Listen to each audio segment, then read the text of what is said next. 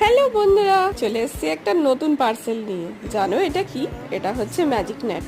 কেন বললাম? কেন মশার থেকে এটা আমাকে বাঁচাবে। আর আমার মুখটা এরকম হয়ে গেছে কেন কি, আমি এটা হোয়াইট অর্ডার করেছিলাম কিন্তু এসেছে এটা ব্ল্যাক। ব্ল্যাক না, গ্রে।